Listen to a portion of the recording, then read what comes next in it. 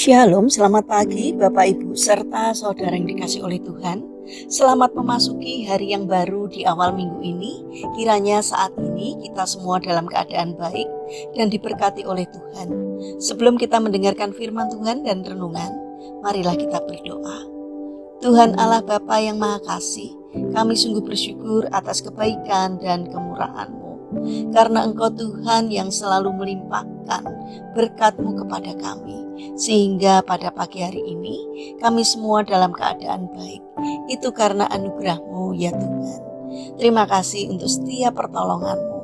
Jika saat ini kami akan mendengarkan sabda firman-Mu, urapilah kami dengan Roh Kudus-Mu ya Tuhan, agar kami dapat mengerti dan memahami apa yang Tuhan sampaikan kepada kami melalui firman-Mu. Mampukan kami untuk menjadi anak-anak-Mu yang mentaati firman-Mu. Terima kasih Tuhan. Di dalam nama Tuhan Yesus Kristus kami sambut berkat firman-Mu. Amin. Bapak Ibu serta saudara yang terkasih, bacaan firman Tuhan saat ini diambil dari TP2 Kitab Kolose pasal 3 ayat 13. Demikianlah sabda Tuhan.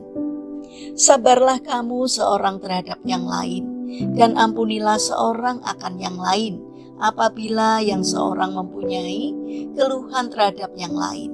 Sama seperti Tuhan telah mengampuni kamu, perbuatlah juga demikian. Tema renungan saat ini adalah lepaskan dan kamu akan bebas.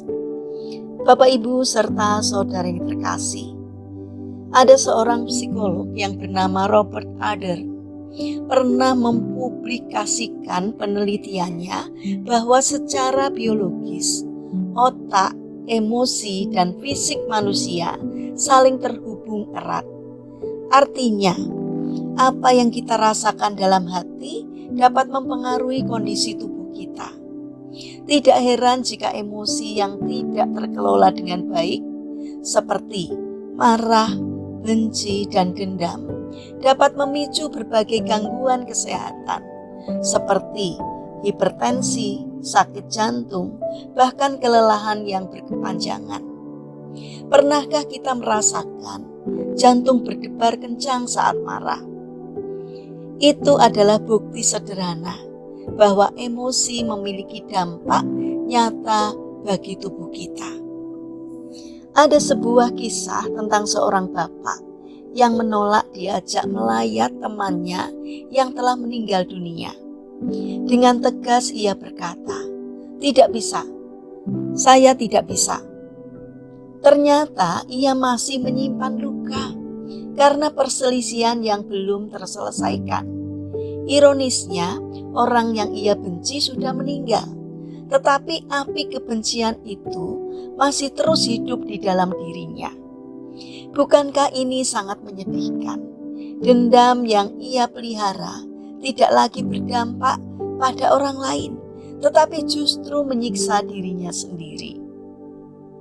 Bapak Ibu serta saudara yang terkasih, seringkali kita berpikir bahwa memaafkan berarti melupakan sepenuhnya atau menyetujui kesalahan orang lain. Padahal memaafkan bukanlah itu. Memaafkan berarti melepaskan beban dari hati kita. Kita mungkin masih mengingat kejadian yang menyakitkan, tetapi luka itu tidak lagi menguasai hidup kita. Kita memilih untuk tidak terikat lagi oleh rasa sakit tersebut. Ada juga anggapan bahwa memaafkan membuat kita menjadi lemah. Terlebih lagi jika orang yang bersalah tidak meminta maaf. Kita berkata, "Mengapa saya harus memaafkan kalau dia saja tidak merasa bersalah?" Namun firman Tuhan hari ini mengajarkan bahwa pengampunan bukan bergantung pada sikap orang lain, melainkan pada ketaatan kita kepada Tuhan. Kita mengampuni karena Tuhan terlebih dahulu mengampuni kita. Mengampuni adalah keputusan, bukan perasaan. Kita mungkin belum merasa siap, tetapi kita bisa memilih untuk taat. Saat kita memilih mengampuni, kita sedang mengambil kembali kendali atas hidup kita. Kita tidak bisa mengontrol tindakan orang lain, tetapi kita bisa mengendalikan pikiran, perkataan, dan respon kita. Seperti yang tertulis di dalam kitab Amsal pasal 16 ayat 32. Orang yang sabar melebihi pahlawan, dan orang yang menguasai dirinya melebihi orang yang merebut kota. Bayangkan hati kita seperti sebuah ruangan. Setiap kepahitan dan dendam adalah sampah yang menumpuk. Semakin lama kita membiarkannya, semakin sesak dan tidak nyaman hidup kita. Tetapi saat kita mengampuni, kita sedang membersihkan ruangan itu, memberi ruang bagi damai sejahtera Tuhan untuk tinggal di dalamnya.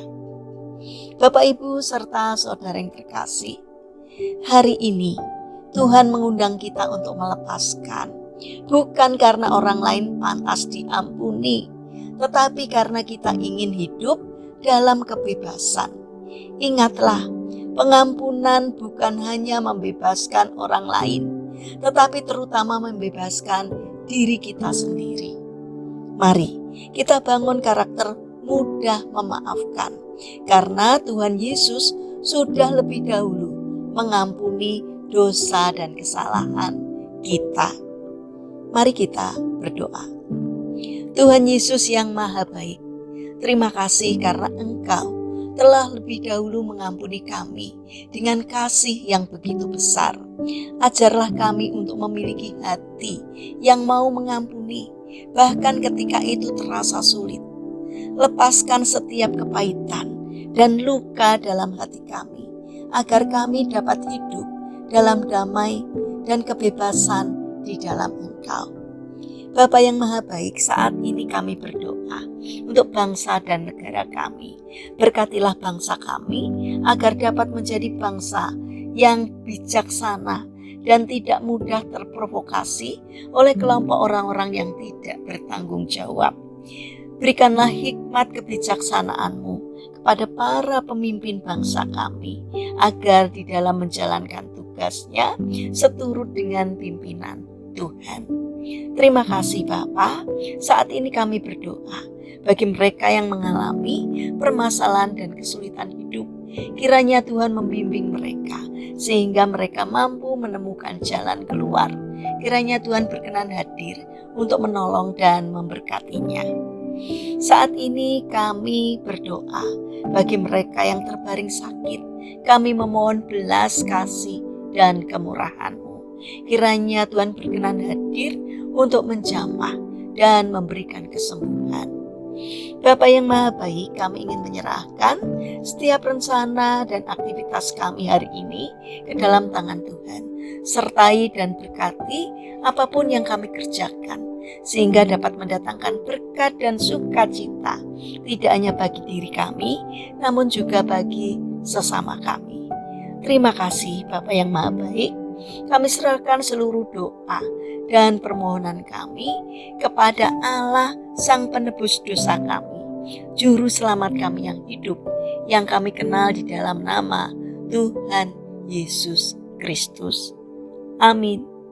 Puji Tuhan Bapak Ibu serta saudara yang terkasih, kiranya firman Tuhan dan renungan hari ini dapat menjadi berkat bagi kita semua. Haleluya.